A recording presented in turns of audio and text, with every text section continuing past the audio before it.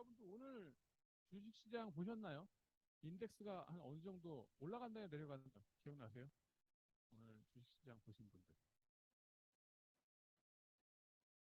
하락 시작해서 조금씩 회복해가는 느낌이었다. 좋습니다. 근데 하락할 이유는 뭐였었죠? 예? 기준금리, 그죠? FOMC 미팅에서 얼만큼 올린다고 했어요. 4월 형님이 75bp 자이언트 스텝, 그죠? 어, 그거는 이제 누구나가 다 기대했던 거 아닌가요? 아닌가요? 그죠? 문제는 앞으로 더 있을 것 같다. 그죠? 인플레이션이라고 하는 게 뭐 한 번에 다 치료가 되는 그런 얘기가 아니죠. 그죠? 또 그리고 한 번에 딱 올라갔다가 또 하방 경직성이 있으니까 내려오기가 힘들다는 거죠. 그리고 그걸 어떻게 감당할 거냐. 실제로 많이 돈을 풀어놨으니까. 그리고 오늘 그 환율 보셨어요? 얼마입니까? 2,400? 예. 얼마까지 갈 것 같아요? 얼마까지 갈 것 같습니까? US 달러 지금 더 사야 돼요? 말아야 돼요? 사야 됩니까? 말아야 됩니까? 어떻게 하시겠어요? 금융사에서 일하시는 원우님들. 네, 어떻게 해야 됩니까?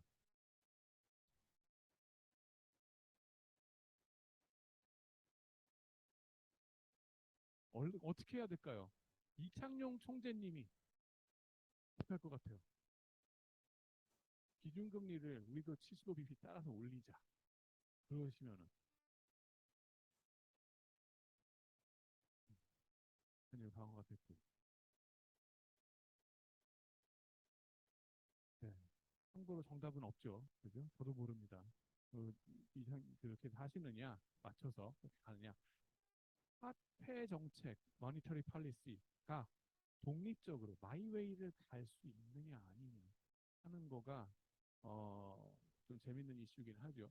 저쪽은 75bp 올리는데 우리라고 안 올리면 감당할 수 있느냐 하는 건데 지금 불가능한 트라일레마라고 여기 저 FX에서 배우셨나요? 그 국제 재무 하시는 분들 아마 그 수업 배우셨을 건데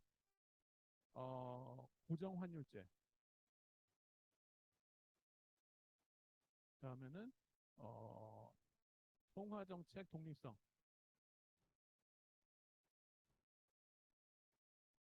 이거 그다음에는 자유로운 어, 국제적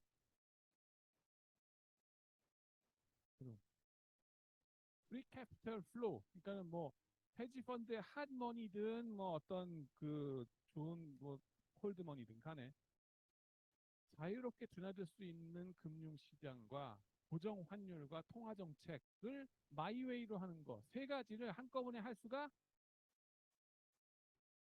없다 하는 겁니다. 없다. 일단 고정 환율제입니까 우리? 지금 고정 환율제 아니죠.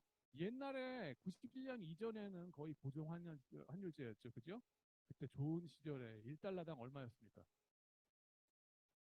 800원 하던 시절이 있었어요. 그죠? 요순 시대인데 고정 환율을 딱 갖다 놓고 그 다음에는 뭐예요?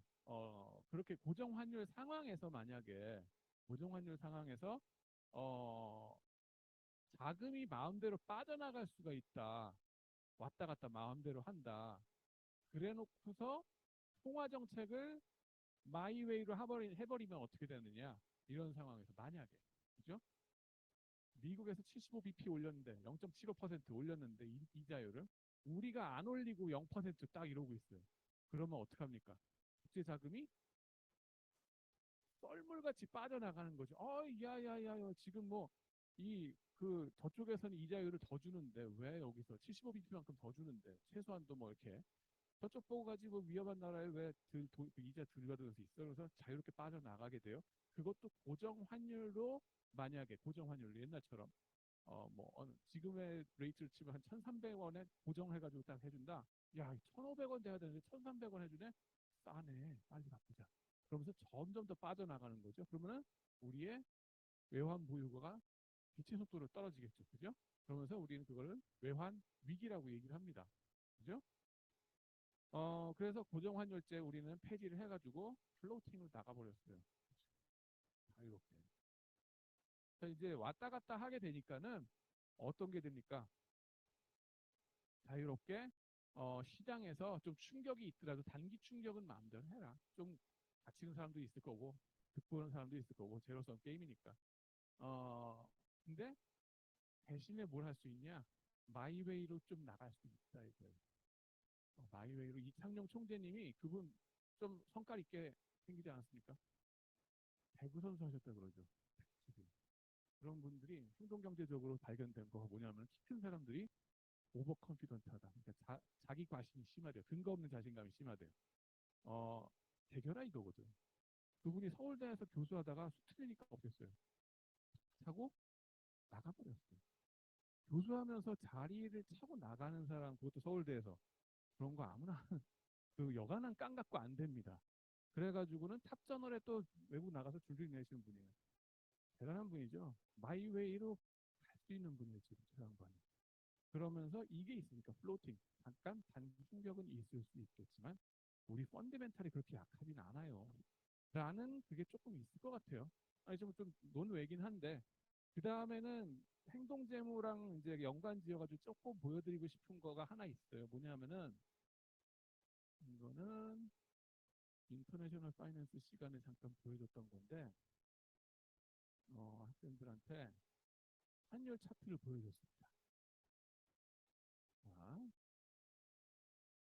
이게 영어 수업이라서 죄송합니다만은 요거를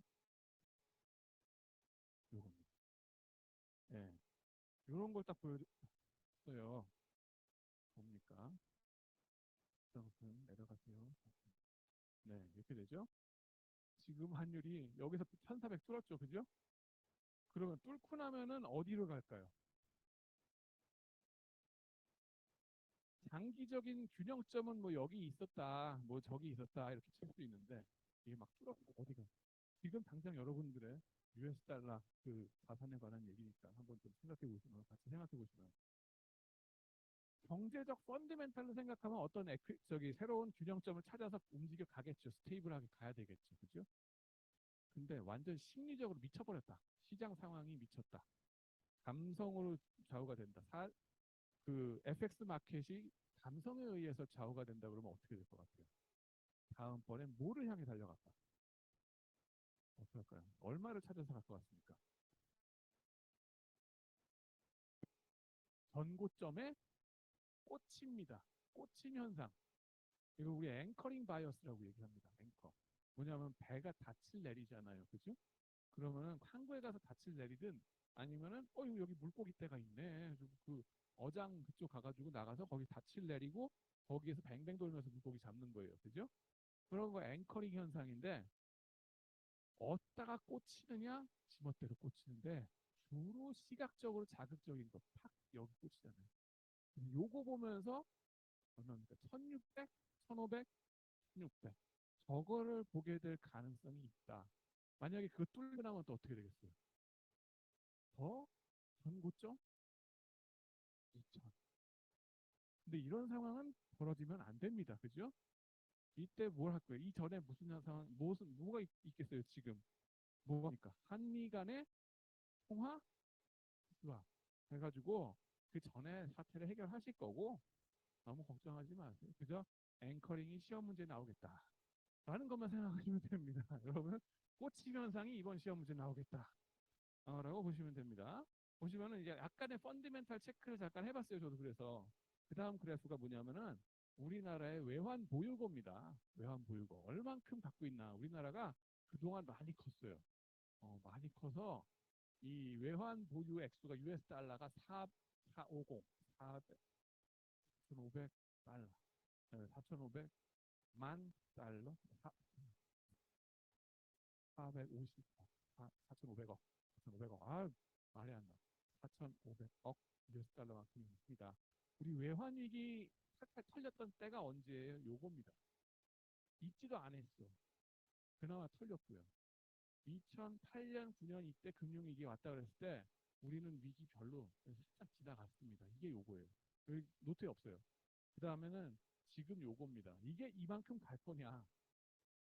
물론 그럴 수 있겠지만 그럴 날은 없습니다. 우리가 북한도 아니고 걱정 안 하셔도 됩니다. 뭐 트레이드 그 뭐예요? 수출입 해보면은 금년 들어서 최악의 역사상 단군 일의 최악의 순수입 리셋돼요. 금융위기입니까? 이러면 외환위기 옵니까? 수출보다 수입이 이만큼 많아. 역사적으로 이런 적이 없었어요. 어떻게 할까요? 우리가 많이 컸습니다. 수출액과 수입액이 이래요.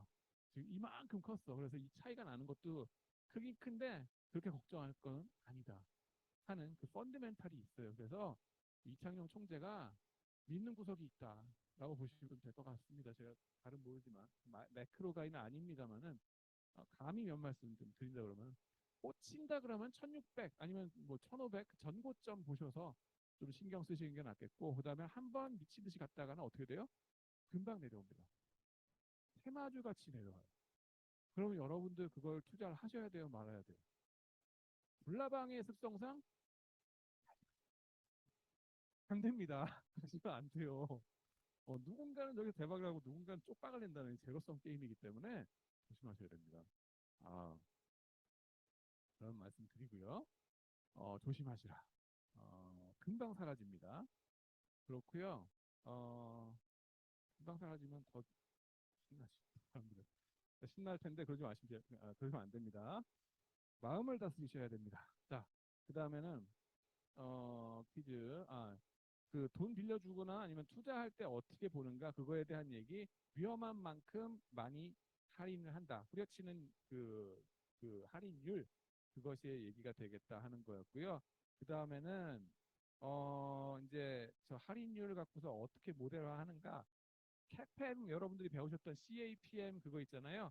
이거는 할인율을 어떤 함수로 해석했냐 하면은 매크로, 그러니까 거시경제가 깨질 때 다 같이 얼만큼 깨지는가. 그죠? 누군가는 더 터지고 누군가는 덜 터지는 애들이 있어요. 그죠? 더 깨지고 덜 깨지는 애들의 그 차이. 그 민감도의 차이가 있는데 그 민감도는 베타라고 잡고 곱하기 뭐라나요? 공통적으로 얻어맞는 정도. 공통적으로 매크로 시장이 얻어 터지는 정도가 얼만큼 된다. 혹은 그런 그쵸 시장 리스크 프리미엄이라고 우리는 얘기를 합니다.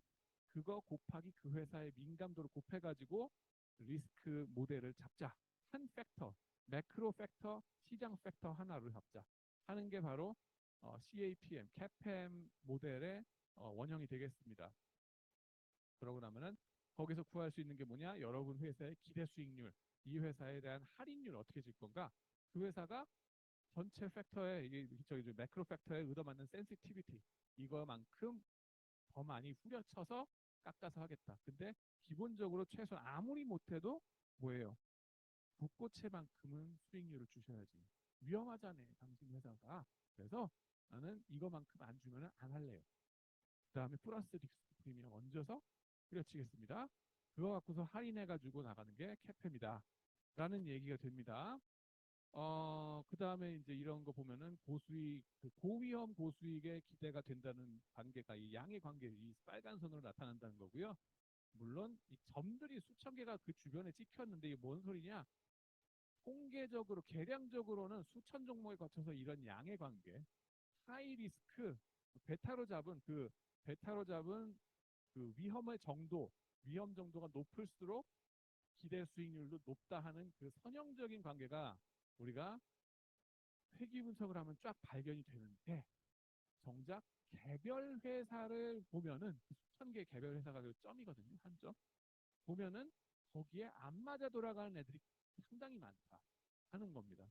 그래서 이론과 실제의 차이가 이렇게 있다라고 좀 보시면 되고요.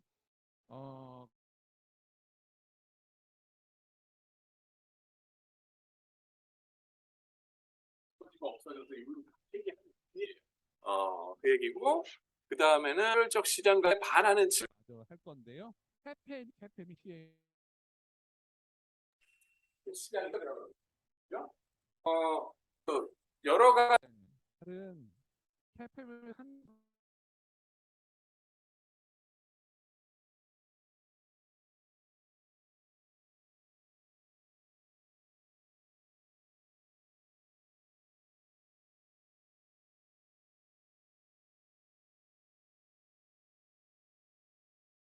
입니다.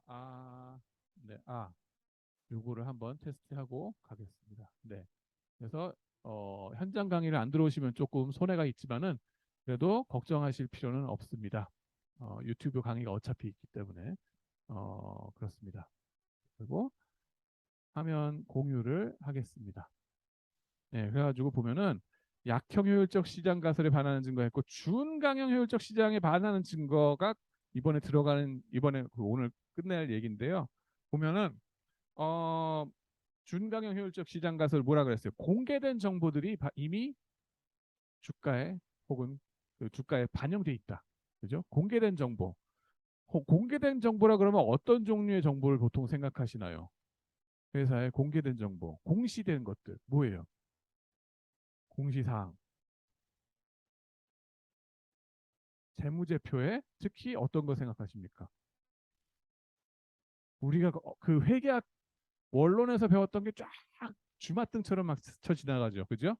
점수는 뭘 받았건 간에 일단 간에 막 스쳐 지나가는 게 무슨 뭐 언제 우리가 어, 매출을 인식할 것인가? 뭐 선입선출법, 후입선출법 기억나세요? 네, 그 고통스러웠던 것들이 막 떠오르면서 주석사항에 뭐 시험에 나오기 딱 좋은 그런 것들, 자세한 것들 있죠. 공시사항이죠. 그런 거가 이미 반영이 돼 있다는 거예요. 그거 갖고서 공시사항에 무슨 어떤 차이 갖고서 이걸 갖고 우리가 돈 벌 기회를 만들 수 있겠다가 아니라는 거예요. 이미 그거 다 남들도 스터디 했다. 어. 그 디테일한 거 그것도 다 들어가서 벌써 노트를 누군가 그 수천 개를 다 보고서 뒤집어 까가지고 이미 시장의 트레이더들은 그걸 다 알고 있다. 전지하다. 그죠? 시장은 전지. 현이 아닙니다. 전지하다. 그래가지고는 그걸로 해서 돈을 벌 수 없다 그러는데 그 공시사항 그 디테일한 작은 것까지 가지도 말자고. 가장 눈에 보이는 너무나 노골적인 회사의 공적인 정보가 뭡니까? 공개된 정보 뭐예요? 그 회사의 시가총액 내지는 그 회사의 규모 있죠. 그 회사가 얼만큼 큰 회사인가? 삼성전자 1등. 그 다음에 2등은 어디예요? LG엔솔. 3등 뭐 SK 하이닉스 뭐 이런 거 쭉 나오잖아요. 그 사이즈가 쫙 나오지 않습니까? 그냥 까지는 거예요. 그냥 이 요 네이버 파이낸스를 다시 한번 가보면은 여기에 그대로 나와 있는 그것들입니다. 보이죠? 여기 시가총액 순위 상위를 해가지고 나오는데 이런 것들 삼성전자 가보면 클릭하잖아요. 들어가시면은 그냥 그대로 여기에 그죠? 시가총액 얼마? 324조 나와 있네요. 그죠? 단순히 저 숫자 눈에 보이잖아. 공개된 거죠. 그죠? 그런 것들을 가지고서 돈을 벌 수 있을까? 저 회사가 큰 회사고 저 회사가 작은 회사다. 요 차이를 활용해서 우리가 돈 벌어먹을 구석이 있을까라고 했을 때 시장이 효율적이라는 세계관을 가진 사람들 뭐라 그래요? 어림도 없는 소리다라고 얘기하고요. 이미 킹 반영돼 있다. 사이즈의 차이 갖고서 돈 버는 거 말도 안 된다. 이미 주가에 반영돼 있어서 너는 돈 못 벌어요. 그거 갖고. 반면에 행동제모 하시는 쪽의 세계관을 가진 분들은 뭐예요? 아직 반영이 안 돼 있다. 캐팸으로 해서 뭐 시장이 효율적이라 그러지만은 저거를 해서 보면은 캐팸으로 설명 안 되는 할인 그 뭐예요? 그 기대되는 수익률이 따로 있더라. 사이즈 갖고 뭔가 돈 벌어먹을 게 있더라 하는 주장입니다. 두 번째로 우리가 또 눈에 보이는 공시 정보가 또 뭐가 있을까요? 공시 내지는 눈에 보이는 공개된 정보. 여기 다죠 뭐. 근데 특별히 여러분들이 관심을 가지는 게 가치 투자 좋아하시죠, 여러분들? 가치 투자. 가치 투자하시면 안 된다 그랬습니다. 근데 가치 투자를 할 때 흔히 보는 매저가 뭐예요? 요 퍼 기억나십니까? PER 혹은 아니면은 그 다음에는 PBR. 그죠? PB 레이시오. 저것도 공개가 딱 돼 있어요. 눈에 딱 보입니다. 삼성전자 얼마? 1.16 그랬습니다. 저게 무슨 뜻이에요? 1.16 무슨 뜻입니까? 해석을 해주십시오. PBR 여러분의 배우자분께서 혹은 또 부모님께서 얘야 요즘 주식 투자가 유행이라는 유행 아니죠. 근데 가치 투자를 한다는데 PB가 뭐냐라고 물어보시면 뭐라고 대답하시면 돼요? PB가 뭡니까? 우리 웃다가 눈을 내리시는 우리 원우님 성함이 김영아 원우님. 저희 누나 이름이 김영아입니다. 박수. 대답을 하셔야 됩니다. 말씀해 주세요. PBR. 아 그러면은 옆에 흑기사 원우님이 또 대기하고 계시면 나 옆으로 이제 뚝뚝 넘어갈까요? 또 말씀 좀 해주세요. 누가 좀 도와주십시오. PBR. 예, 원우님 여기 계십니다. 성함이 김권민 원우님. 네, 네, 그렇죠. 주주 납입자본 1원당. 어려운 용어입니다.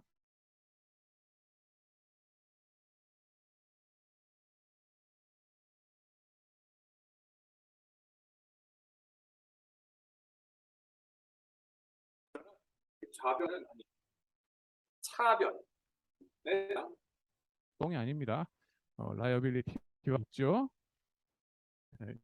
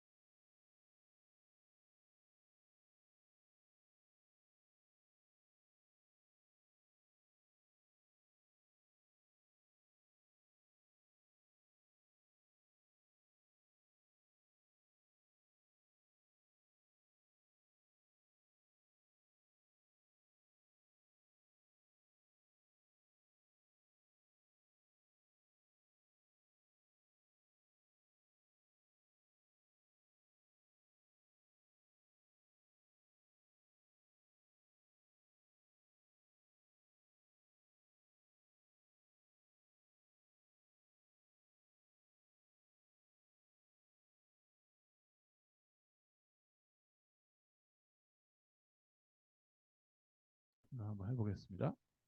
화면 공유. 여기 네. 여기 쭉 내려가는데요. 그래서 이런 게 이제 뭐 그 캐팸의 이제 뭐라 그러지? 간단하게 이건 좀 넘어갈게요. 이건 넘어가고 여기서 사이즈 스트래터지 여기서부터 가보겠습니다. 사이즈 전략 포트폴리오라 그러는데 아니 그 어떻게 회사의 사이즈라는 기준으로 이 돈 벌 궁리를 할 수 있습니까?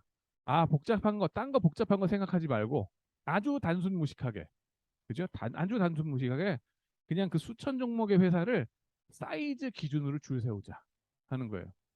여러분들 고등학교 때 많이 하셨던 그 선착순 체육 시간에 보셨나요? 군대에서 많이 도시지 않습니까? 그죠? 그거 생각하시면 됩니다. 1등부터 쫙 등수 매기죠? 그래가지고 사이즈 같은 경우는 그 수천 종목을 절반을 뚝 잘라요. 우리나라에 지금 한 2,500 종목 있는데 한 1,200 종목씩 이렇게 스몰 컴퍼니와 빅 컴퍼니로 나누고요.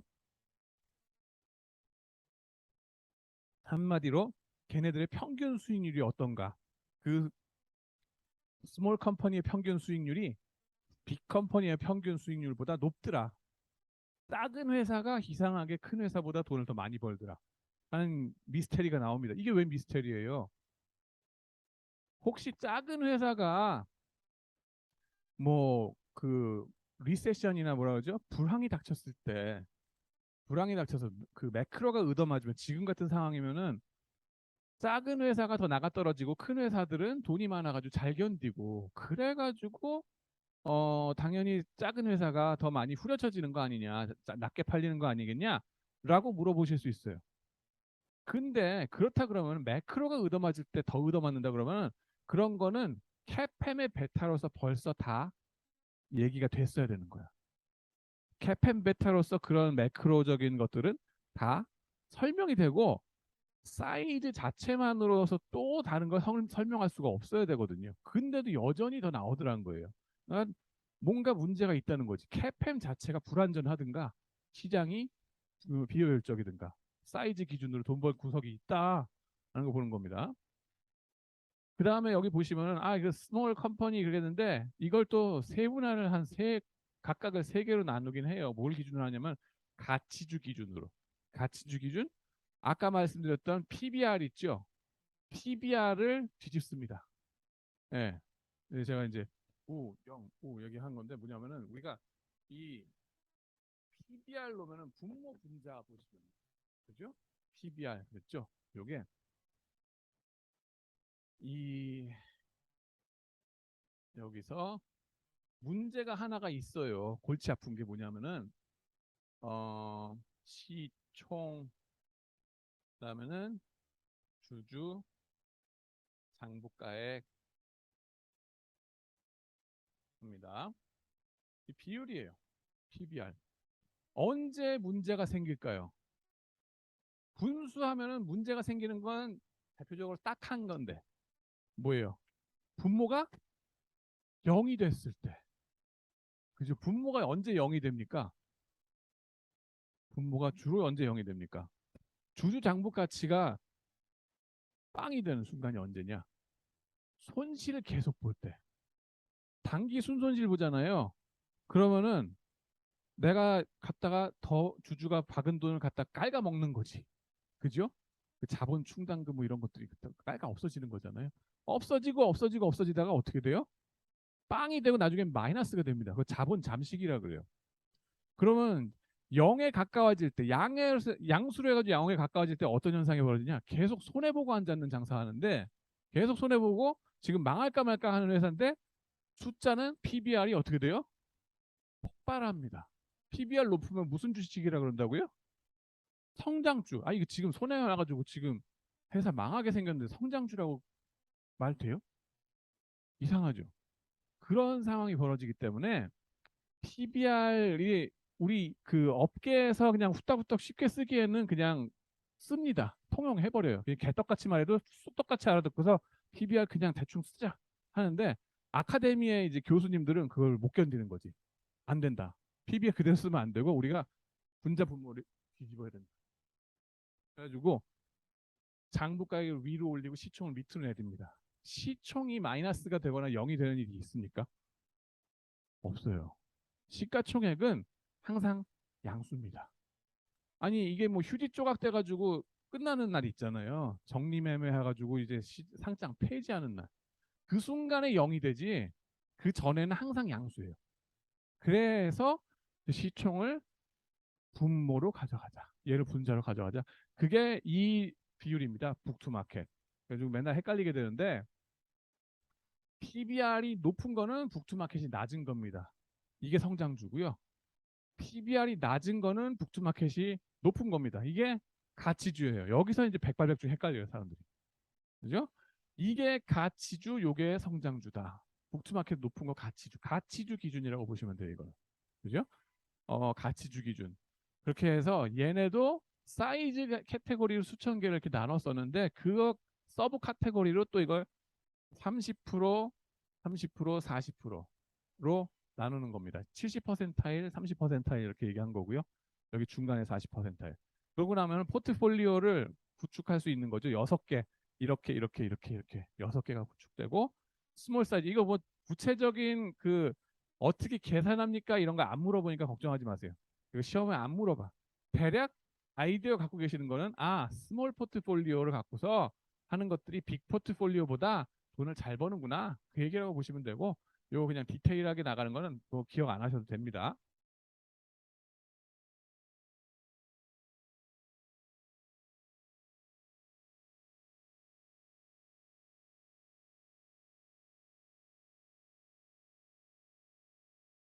그냥 10년대에 좀 있었어요. 10년대에 좀 있었고 요즘은 많이 좀 사라졌다는 얘기고요. 이게 아무래도 마이크를 좀 뭐 소리 큰 걸로 해야 되겠습니다. 이렇게 되고요. 그 다음에는 이제 어 뭐예요? 가치주 전략. 그러면 가치주 갖고서 이게 그 수천 종목을 어떤 식으로 줄 세웠냐? 가치주와 성장주 30%씩 딱 하잖아요. 그러면은 가치주가 성장주보다 더 돈을 많이 벌어주더라. 즉 테슬라 같은 거 수백 종목을 들고 있잖아요. 그런 거는 가치주 수백 종목을 들고 있는 것보다 돈을 잃어버리더라는 거예요. 왜? 성장주는 이미 값이 너무나 올라가 있기 때문에 버블일 수가 있거든요. 성장주는. 가치주들은 외면당한 거들이거든요. 그러면 어떻게 돼요? 나중에 조강지처가 좋더라. 이런 거 거기 있잖아요. 이 보면은 이게 뭐랄까 옛날에 우리가 쳐주지 않던 뭐 외면당하던 것들 뭐 남편도 마찬가지죠. 그렇지만은 그런 주식들이 선방한다 하는 겁니다. 오히려 거기서 선방한 게 있고 뭐 멋있어 보이고 글래머 스탁이라고 얘기를 합니다. 영어로는. 근데 그런 성장주 글래머 스탁은 오히려 떨어지더라. 평균적으로. 이것이 이제 그 가치주의 얘기가 되겠습니다. 그 가치주 효과가 있더라. 어, 그러고선 가치주 효과가 얼만큼 돈 벌었느냐? 62년부터 시작해가지고 1달러를 시작했으면은 한 400, 300% 정도, 3배 정도 돈을 벌었겠네 하는 거고요. 20년대부터 시작하면 엄청나게 돈을 벌긴 합니다. 이제 여기 그런 효과로 워런 버핏이 부자가 됐다 하는 걸 좀 보여줄 수 있고요. 그만큼 그 시장이 효율적이라는 세계관에다가 의문을 던지는 거죠. 효율적이지 않네. 이런 공개된 정보 가지고서 여전히 돈 벌 수 있네. 라고 얘기를 하는 겁니다. 그거 이제 인더스트리에서 뭐라 그러느냐 이제 스마트 베타 전략이라고 얘기를 합니다. 퀀트 투자의 기본이 이제 여기 들어가는 건데요. 이런 것들이 사실 사이즈든 가치주든 모멘텀이든 이게 어떤 팩터 요소로서 우리가 생각할 수 있지 않냐라고 재해석하면서 그거에 대한 어떤 그 민감도 위험 요소로서 재해석하자 하는 그런 움직임들이 거기 나오게 됩니다. 사이즈 효과는 사실 경제적으로 설명이 아직도 불가능하고요. 그 다음에는 가치주 효과는 뭐라 그러냐면은 경제학자분들이 야 그거 경제적으로 좀 그래도 여전히 우리가 재해석을 경제학적으로 얘기할 수 있어. 합리적으로 예석할 수 있어. 라고 얘기합니다. 왜? 왜냐하면은 성장주는 저는 흔히 이걸 갖다가 비교할 때 뭐를 하냐면은 싱글과 메리드 내지는 총각과 저같이 이제 결혼해가지고 애까지 있는 유부남과의 차이라고 좀 얘기를 합니다. 직장을 구하거나 이럴 때에 미혼의 총각이면은 어때요? 아직도 뭐라 그럴까? 어디에서 자기의 가정을 꾸려가지고 무슨 애를 어떻게 낳고서 어디서 이제 커리어를 빌드업할지 옵션이 많이 남아 있잖아요. 그러니까 이 친구들은 우리나라에서도 일을 할 수도 있고 미국에서도 일할 수도 있고 여건만 풀리면 그죠? 홍콩이든 싱가포르든 어디를 갈 수가 있어요. 반면에 저 같은 사람도 어떻습니까? 이미 그 뭐예요? 화장실이 다 있어. 그리고 애가 중고등학교 댕기고 있으니까는 갑자기 뭐 어디 뭐 다른 영국에 가서 일해라 아니면 무슨 뭐 미국에서 일해라 그러면 어떻게 해요? 아 땡큐 하고 일할 수도 있겠지. 이 지옥 같은 교육 시스템에서 벗어나가지고 뭐 할 수도 있겠지만은 이미 고등학교 때 얘가 일해놓은 게 얼마 공부한 게 얼마인데 거기 가서 또 뭐 해 적응 새로 해라? 이 집사람이 난리 납니다. 그죠? 안 된다. 그래서 저 같은 사람은 그 옵션이 없어요. 성장 옵션이라든가 다른 그 데 가서 플렉서빌리티가 없어요. 회사도 마찬가지라는 거죠. 스타트업 같은 거, 그 성장주 회사 같은 경우는 어때요? 성장 옵션은 많어. 예를 들면은 어떤 패턴트 같은 거 있잖아요. 뭐라죠?